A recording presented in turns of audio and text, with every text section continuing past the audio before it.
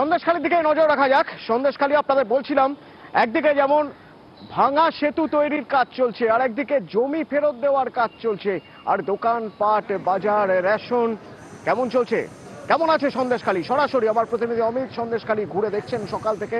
অমিত, কি দেখছো? সন্দেশখালী ছন্দে ফিরছে?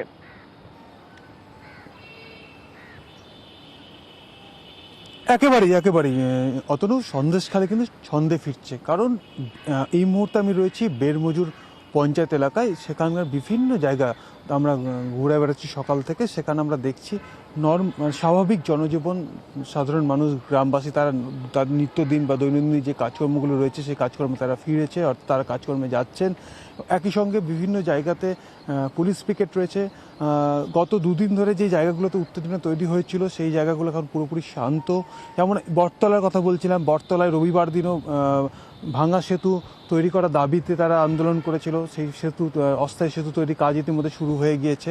গতকাল যে জায়গাগুলোতে ঝামেলা হয়েছিল, অর্থাৎ কাছারিপাড়া, সেই জায়গাগুলো এখন পুরোপুরি শান্ত। এবং এমনকি পুলিশি নজরদারির বাইরেও, অর্থাৎ পুলিশ তো নজরদারি দিচ্ছে, বিভিন্ন জায়গায় পুলিশ পিকেট রয়েছে, একই সঙ্গে কিন্তু ক্লোজ সার্কিট ক্যামেরা বসানো হচ্ছে। অর্থাৎ কেউ যাতে নতুন করে আবার অশান্তি তৈরি করতে না পারে বা অযথা জমায়েত যাতে না করতে পারে, সেই বিষয়গুলোতে লক্ষ্য রাখার জন্য পুলিশ যথেষ্ট তৎপর রয়েছে। এবং তুমি দেখো, গত কয়েকদিন ধরে যে সমস্ত অভিযোগগুলো পুলিশের কাছে এসছে, আমরা দেখেছি 8 তারিখের ঘটনার পর থেকে পুলিশের কাছে একাধিক অভিযোগ আসতে শুরু করে। তারপরে পুলিশ ক্যাম্প বসানো হয়। পুলিশ ক্যাম্প বসানোর পরে আমরা দেখেছি যে শিবু হাজরার বিরুদ্ধে অভিযোগ এসছে, উত্তমের বিরুদ্ধে অভিযোগ, তাদেরকে ইতিমধ্যে গ্রেপ্তার করা হয়েছে। এমনকি সিরাজউদ্দিনের বিরুদ্ধে অভিযোগ ছিল, তার বিরুদ্ধে এফআইআর হয়েছে। শেখ শাহজাহানের বিরুদ্ধে সম্প্রতি দুটো এফআইআর হয়েছে। যে অভিযোগগুলো পুলিশ পাচ্ছিল, সমস্ত পুলিশ সেই বিষয়গুলো নিয়ে পুলিশ প্রশাসন যথেষ্ট তৎপর হয়েছে। তারা গ্রামবাসীদের অমিত, এই যে সন্দেশখালীর বেরমজুর যেখানে তুমি দাঁড়িয়ে রয়েছো, এই বেরমজুরেই তৃণমূল পঞ্চায়েত সদস্য শঙ্কর সর্দারের বাড়িতে ভাঙচুরের ঘটনা ঘটেছিল গতকাল, এবং সেই ঘটনায় 10 জনকে গ্রেপ্তার করা হয়েছে। তাদের মধ্যে থেকে 7 জন মহিলা, 3 জন পুরুষ, মোট 10 জন গ্রেপ্তার।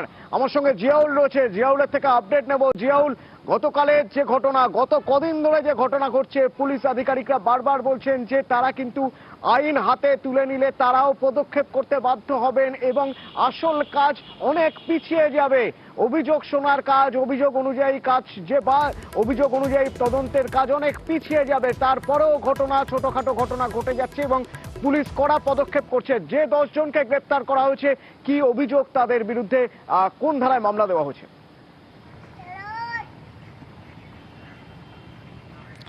একদম, দেখো, এই যে অর্থাৎ বেরমজুর 1 নম্বর গ্রাম পঞ্চায়েতের শঙ্কর সর্দার, তার বাড়িতেই ভাঙচুর করে এলাকার মানুষজন।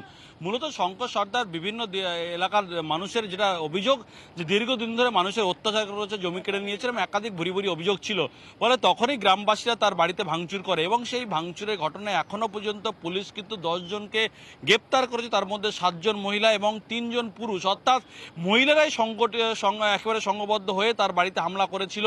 এবং কেন মহিলাদেরকে উপরে অত্যাচার করা হচ্ছে, ভুরি অভিযোগ কিন্তু ছিল।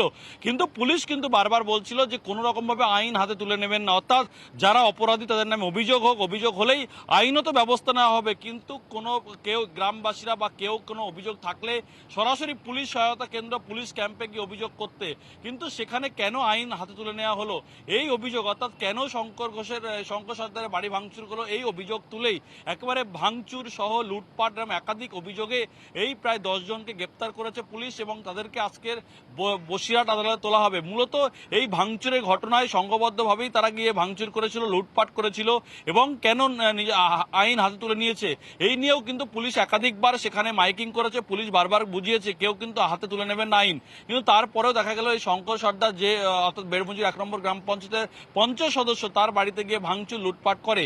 এই অভিযোগে মূলত গ্রামবাসীদের দিক থেকে প্রায় 10 জনকে গ্রেপ্তার করা হয়েছে, তার মধ্যে 7 জন মহিলা, 3 জন পুরুষ। ফলে সবাইকে আজকে বসিরহাট আদালতে তোলা হবে। অতনু।